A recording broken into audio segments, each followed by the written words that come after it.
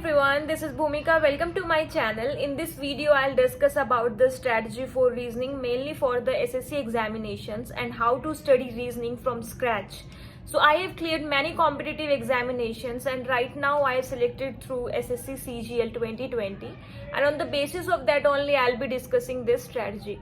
तो चलिए स्टार्ट करते हैं। देखिए, दो टाइप के एस्पिरेंट्स होते हैं। एक तो होते हैं वो जिनको ये है कि हाँ उनको रीजनिंग के कॉन्सेप्ट सारे पता है बट उनको प्रैक्टिस की जरूरत है और जब वो क्वेश्चन सॉल्व करते हैं तो उनको क्वेश्चन सॉल्व नहीं होते हैं। दूसरे टाइप के एस्पिरेंट्स होते हैं कि उनके कॉन्सेप्ट्स ही क्लियर नहीं है और रीजनिंग को उनको देखते ही डर लगता है कि हम क्या करें कैसे करें। तो हम पहले इन एस्पिरेंट्स की बात करेंगे जो दूसरे वाले एस्पिरेंट्स थे कि उनके कॉन्सेप्ट्स भी क्लियर नहीं है और उनको समझ भी नहीं आती है रीजनिंग। तो सबसे पहली बात तो ये कि आपको एक अच्छे टीचर की बहुत ज़्यादा ज़रूरत है रीजनिंग के लिए और वो आप या तो कोई कोर्स खरीद सकते हैं या तो फिर आप यूट्यूब से भी पढ़ सकते हैं। यूट्यूब पे आप डाल के सर्च कीजिए कि रीजनिंग कोर्स फॉर एसएससी तो बहुत सारी आ जाएंगी। तो जिस भी आपको टीचर की लगे कि उनकी सारी क्लासेस हैं, पूरी एक प्लेलिस्ट दिखे, आप वही प्लेलिस्ट करने लग जाइए। केवल एक टीचर को आपको फॉलो करना है। ऐसे नहीं करना कि आपको 10-20 आपने प्लेलिस्ट जो है वो आपने सेव करके रख ली है और आप हर टीचर की वीडियोस देख रहे हो। नहीं, हर किसी का पढ़ाने का तरीका अलग होता है लेकिन कॉन्सेप्ट सेम ही होगा। तो एक चीज को आप अलग अलग जगह से करने से अच्छा है कि एक चीज को आप बार बार कीजिए और अच्छे से कीजिए।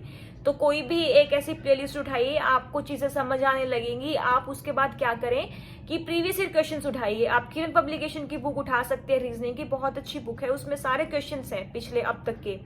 ठीक है, तो फिर उसको आप सारे कीजिए पर चैप्टर। जो भी आप पढ़े ना कॉन्सेप्ट यूट्यूब से या फिर किसी कोर्स से, तो उसी कॉन्सेप्ट को आप अपना क्वेश्चन सॉल्व करके देखिए, प्रैक्टिस सेट्स लगाइए।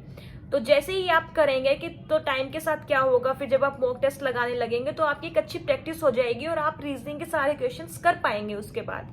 और सारे नहीं तो एटलीस्ट आप 50 में से 40 प्लस तो आपके आराम से आ जाएंगे क्योंकि reasoning and maths these subjects are all about practice. तो ये था उनके लिए जिनको बिल्कुल भी नहीं कोई आइडिया है। अब जो पहले वाले एस्पिरेंट्स थे कि उनको कॉन्सेप्ट्स पता है, उनको सिलेबस पता है, उनको सब पता है लेकिन उनके ना क्वेश्चंस नहीं बनते हैं जब वो करने बैठते हैं। तो आप क्या कीजिए ना, आप पहले उस चीज को टारगेट कीजिए। जैसे मिसिंग नंबर आते हैं, ठीक है, तो आप सबसे पहले उठाइए मिसिंग नंबर वाले क्वेश्चंस। आपको कुछ भी नहीं पता है, आपको ये पता है कि हाँ इसमें क्या पूछ रहा है, क्या कॉन्सेप्ट लगेगा, लेकिन आपको ये नहीं समझ आ रहा है कि मैं इस क्वेश्चन को कैसे करूं।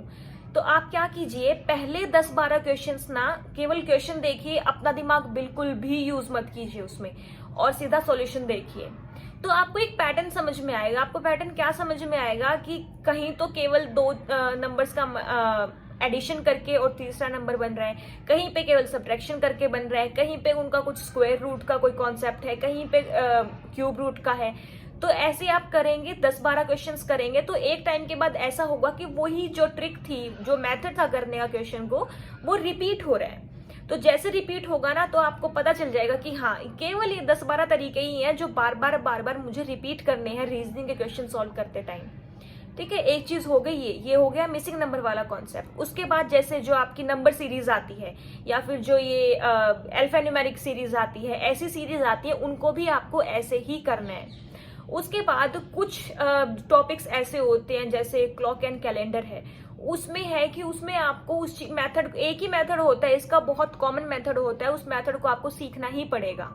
तो जिन स्टूडेंट्स से बिल्कुल भी नहीं होते हैं क्वेश्चन सॉल्व, इवन आपने कोई कोर्स भी ले लिया है या फिर आपको कॉन्सेप्ट भी पता चल गया है, तो उनके लिए यही है कि आप जब भी रीजनिंग के क्वेश्चंस लगाने बैठे तो पहले 10 से 20 क्वेश्चंस का केवल आप सॉल्यूशंस देखिए ताकि आपको मेथड का पता चले कि क्या चल रहा है। और ऐसे मत कीजिए कि आज मतलब जो रीजनिंग के हैं आप 25 के 25 क्वेश्चंस मिक्स लगा रहे हैं। नहीं, बिल्कुल भी नहीं करना है ऐसा।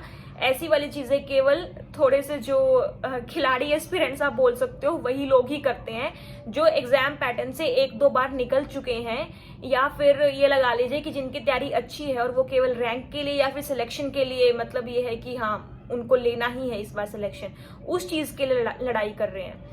तो आपको क्या करना है, आपको सब टॉपिक वाइज चलना है। ठीक है, तो एक टॉपिक एक दिन करेंगे, नेक्स्ट डे कोई अलग टॉपिक करेंगे और जब तक आप एक टॉपिक में पूरे परफेक्ट ना हो जाएं नेक्स्ट टॉपिक पे स्विच मत कीजिए। कुछ क्वेश्चंस ऐसे होते हैं रीजनिंग में जो किसी से भी नहीं होते हैं, तो उनकी तरफ ज्यादा मत भागिए। आप केवल उन क्वेश्चंस को करने की ट्राई कीजिए जिनको गलत करने का आप रिस्क बिल्कुल भी नहीं ले सकते हैं। ठीक है, तो जो मैंने अभी बताया है आप उसको ट्राई कीजिए, एक ही बुक फॉलो कीजिए। अगर आपको कॉन्सेप्ट बुक से पढ़ना है, कोई कोर्स नहीं लेना है, उसके लिए आप RS अग्रवाल हैं उनकी बुक ले सकते हैं।